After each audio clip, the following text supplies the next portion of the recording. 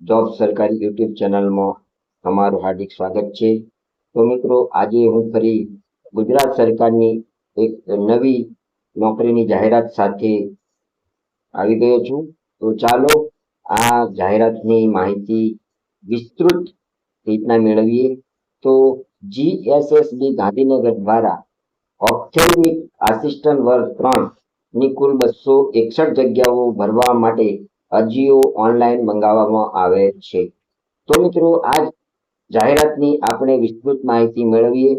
તો ગુજરાત ગૌણ સેવા પસંદગી મંડળ ગાંધીનગર દ્વારા આરોગ્ય અને પરિવાર કલ્યાણ વિભાગના નિયંત્રણ હસ્તકના નિયામક શ્રી આરોગ્ય તબીબી સેવાઓ અને તબીબી શિક્ષણની કચેરી હસ્તકના રાષ્ટ્રીય અંધત્વ નિયંત્રણ કાર્યક્રમ હેઠળ ઓપ્થેલ્મિક આસિસ્ટન્ટ વર્ગ 3 માં સંવર્ગની કુલ 261 જગ્યાઓ સ્પર્ધાત્મક પરીક્ષા મારફતે સીધી ભરતીથી ભરવા માટેની પ્રક્રિયામાં પસંદગી યાદી તૈયાર કરવા માટે ઉમેદવારો પાસેથી ઓજસ વેબસાઇટ મારફતે ઓનલાઈન અરજીપત્રકો મંગાવવામાં આવે છે। આ માટે ઉમેદવારોને https ojas.gujarat.gov.in અને https://gssb.gujarat.gov.in નામની વેબસાઇટ પર તારીખ 11/8/2025 થી તારીખ 25/8/2000 સુધી ઓનલાઈન અરજી કરવાની રહેશે। અરજીપત્રક પરીક્ષા ફી ઓનલાઈન ભરવાની તારીખ 28/8/2025 રહેશે।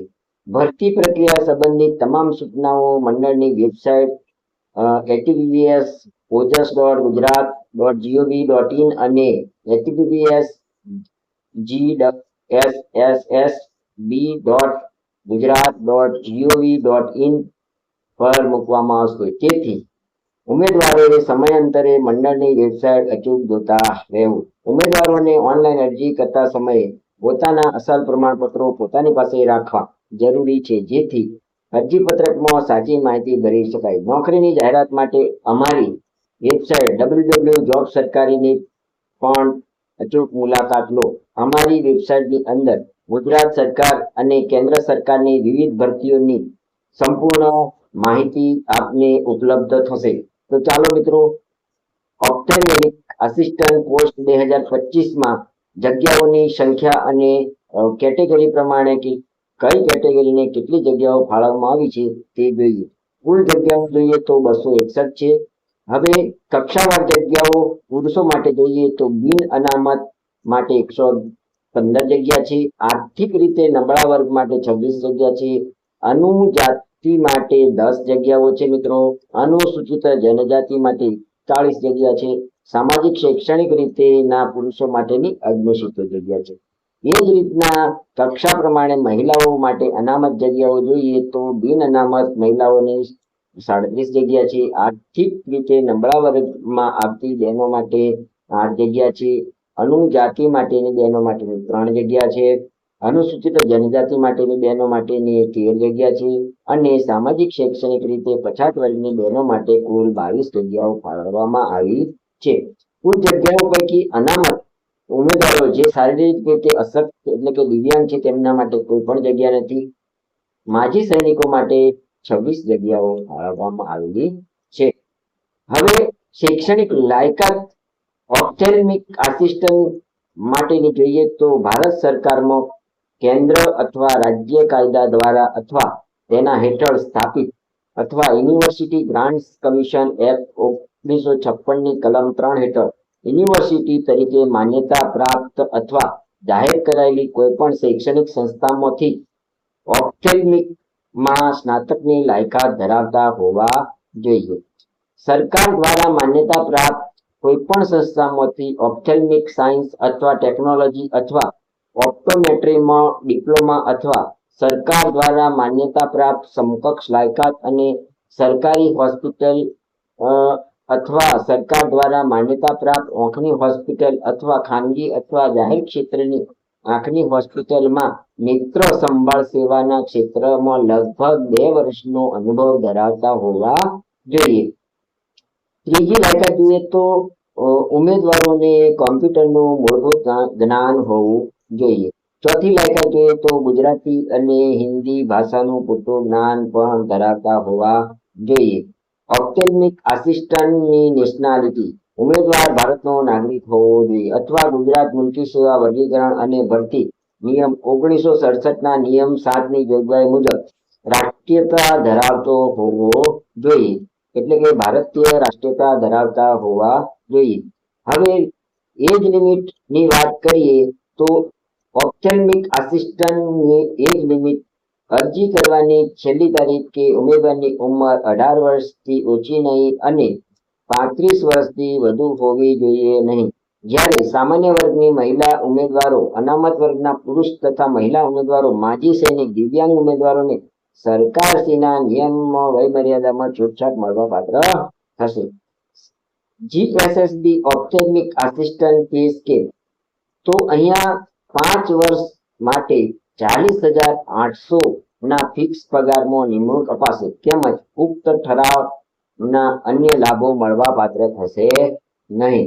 હવે ઉમેદવાર 5 વર્ષના અંતે ઉમેદવારની સેવાઓ સંતોષકારક જણાવથી ઉમેદવાર કચેરીમાં 7મા પગાર પંચના 29,200 થી 92,300 લેવલ 5 ના પગાર ધોરણમાં નિયમિત નિમણૂક મેળવવાને પાત્ર થશે.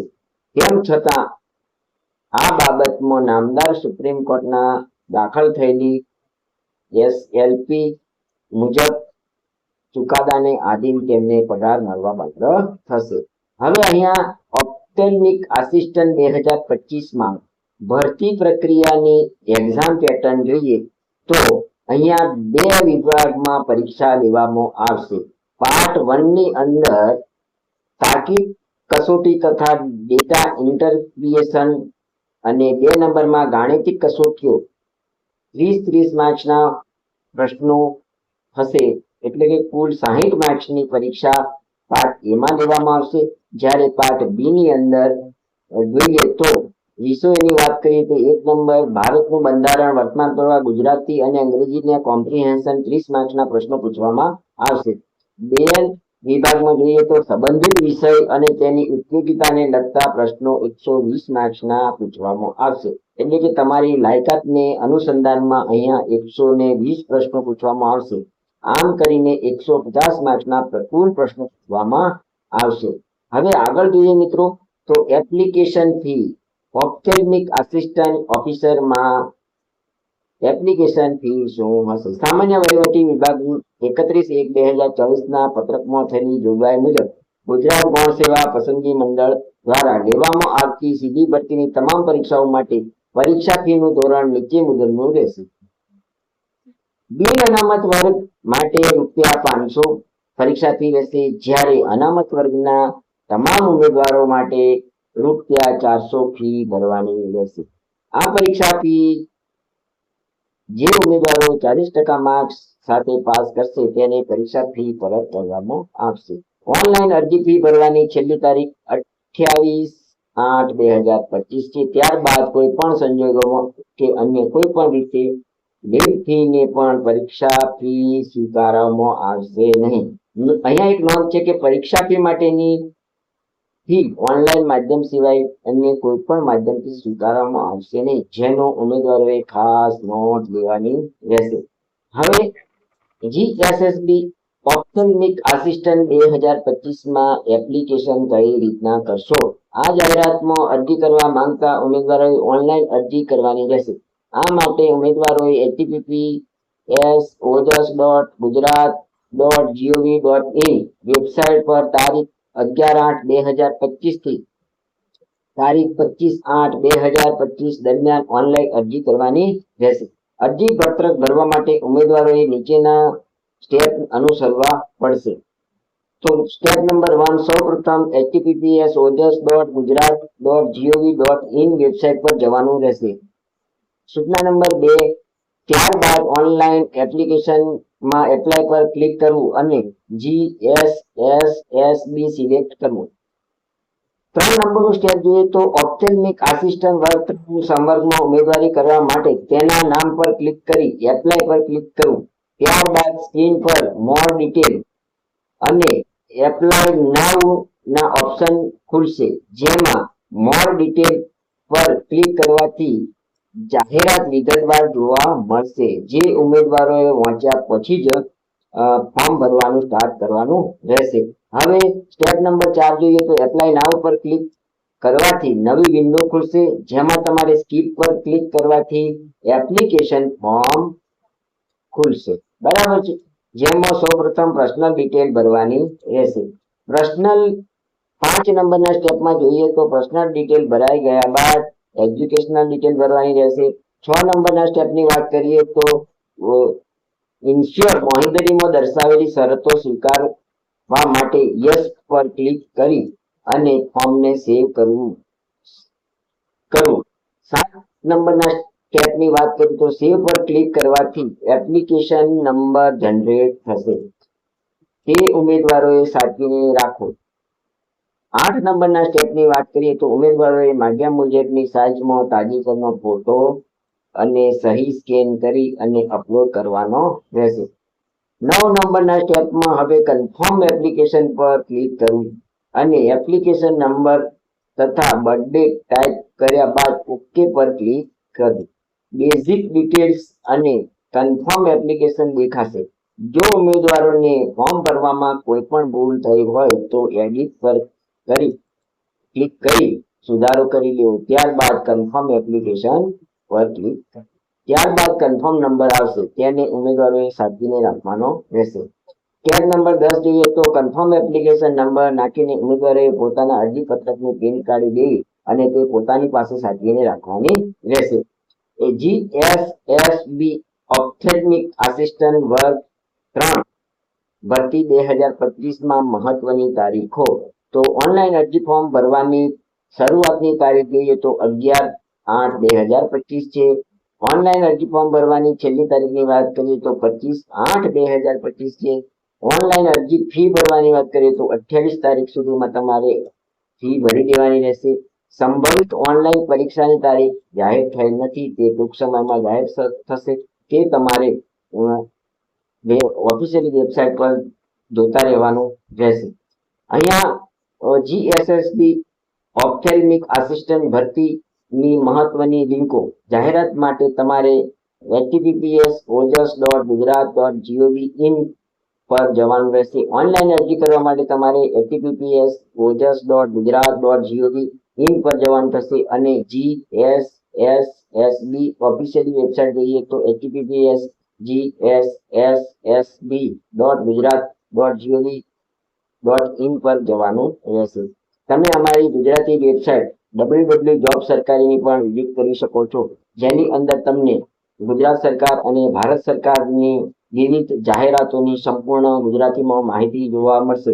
તો મિત્રો, હવે આગળ જઈએ મહત્વની નોંધ. ઉમેદવારોને અરજીપત્રક ભરતા પહેલા ઓફિશિયલી જાહેરાત જરૂરથી જોવાની રહેશે. તેમાં આપવામાં આવેલી માહિતી આખરી ગણાશે. આ બ્લોગમાં આપવામાં આવતી મૂળ જાહેરાતના સંદર્ભમાં લખવામાં આવેલી માહિતી છે, જેથી બ્લોગમાં ભૂલ રહેવાની સંભાવના રહેલી છે. તો ઉમેદવારોએ મૂળ જાહેરાતનો અભ્યાસ કર્યા પછી જ ઓનલાઈન અરજી પત્રક ભરવા અનુરોધ કરવામાં આવ્યો છે. તો મિત્રો, આ વિડીયો આપણને કેવો લાગ્યો તે મને કોમેન્ટમાં જણાવજો અને વિડીયો સારો લાગ્યો હોય તો અમારી યુટ્યુબ ચેનલ જોબ સરકારીને સબસ્ક્રાઇબ કરો, વિડીયોને લાઈક કરો અને તમારા મિત્રોને વિડીયો શેર કરો. આભાર.